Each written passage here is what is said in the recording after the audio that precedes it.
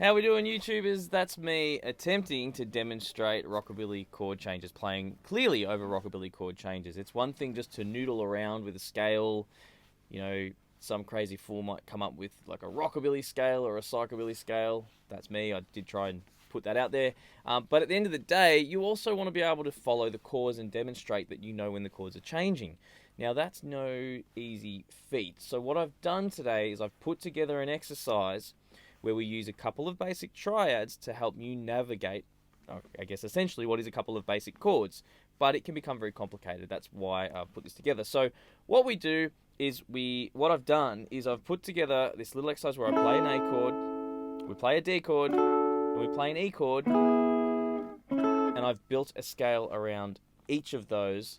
So you'll even be able to move the keys once you get the hang of it, because hopefully by the feel of the chord, you'll have a scale that you've built around it that will suit that rockabilly vibe, which is essentially a mixolydian with a flat third. But anyway, that's getting too crazy for the moment. Just before we get into it, all the notes for this lesson will be on the Patreon. I've tabbed the whole exercise out, and if you stick around to the end of this video, I've actually given you a little solo as well. So you'll be doing the basic chords, I'll be adding the scale to the basic chords, and then we're going to do a very short, simple solo based off of that, so you can get an example of what's going on. So it's all completed for you. So it's all there for you if you are a member of the Patreon. Otherwise, hang around, and I'm going to walk you through everything. You probably don't desperately need the notes, but they are really nice to have. And the Patreon is also a nice thing because it allows you to support me for making those videos. But good news, we are putting together an Adrian Whyte online website that's actually going to have all my transcriptions, all the YouTube videos, all the tutorials catalogued and organized. It's going to be more of a service than the Patreon, which I guess is more for you to support me to give a little back. But yeah, it's going to be a whole nother thing. So keep an eye out for that. That's going to be really exciting. Let's get on with the lesson. Okay, so exercise 1, we're going to be learning the triads that you would use in an A rockabilly, basic triads. You could use several different kinds, but we're going to stick with the first 3 strings and keep it nice and simple. So we're going to start with this little A chord here. It goes from the 3rd string 6, 5, 5. Okay, so 6th fret on the 3rd string, 5th fret on the 2nd, and 5th fret on the 1st. That's the first thing that I want you to learn. And then the second thing you're going to want to know is the D chord, which is 7, 7, 5, okay, from the 3rd string. And then we're going to learn an E chord like this, where we play, I guess, like a D chord, okay, D sharp, or E flat E. But what we're going to do, we're going to bar with our first finger across the 4th fret, and if you can, put your 2nd on the 5th fret of the 2nd string. You can play it like a D if you like, and later on we're going to be using this in a single note fashion anyhow. So yeah, there's if you're having difficulty getting that sounding clean, not the end of the world. We'll try and work around that. So the actual first exercise that I would like you to be able to do goes like this: 3, 4.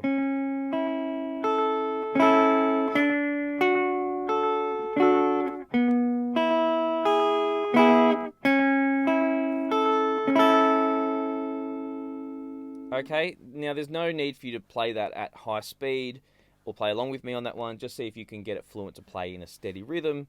That would be a good sign that you are getting fairly comfortable with making the shapes. Okay, that's what I would tell any of my private students. So the next thing that we're going to do is we're going to put a scale around each of those. So keep that shape in mind.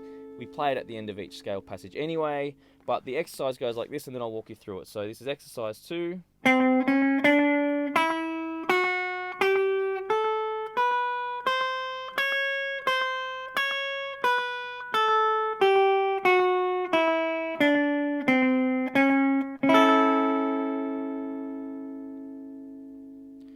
Okay, and then exercise 3 on the D chord. We build a scale around the D chord. So before you play these, just give the little chord a strum. Okay, that will really help. So 1, 2, 3, 4.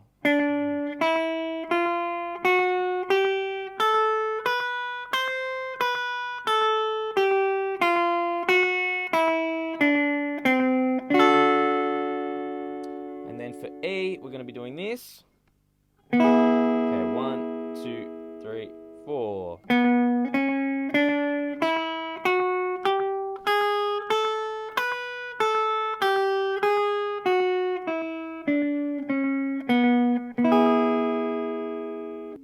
So the whole point of these, practice them and try and get them into muscle memory. If you can, use them in all sorts of fashion. I obviously went back to the 4th string there. Don't worry too much about that for now. But if you can get these off by heart and then noodle around with them, look, it might not sound great to begin with. It might take a little bit of noodling around and a bit of practice over some backing tracks or whatnot. But eventually, you want to have this association off of these chords. So if I move the key to G, for example, G, C, D, back to G, I can then have that same passage off the back of that triad. I can have a passage. Okay,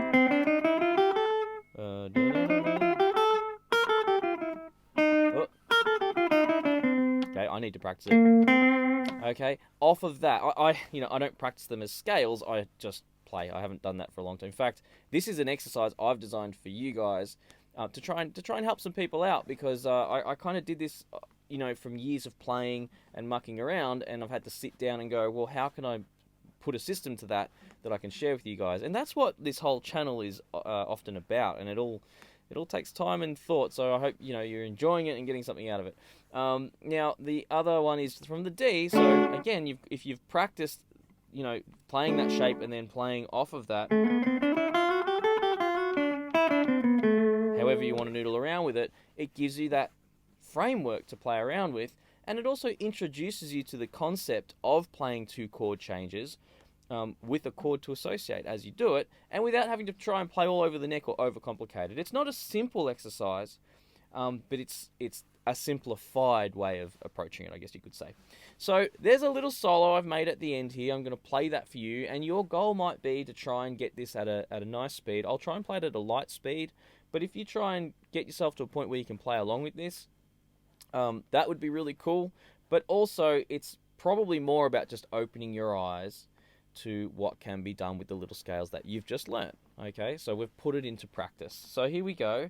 I'm going to see if I can sight read my own solo that I wrote. I can't remember for the life of me how it went. I wrote it about half an hour ago, but let's see what happens. 1, 2, 3, 4.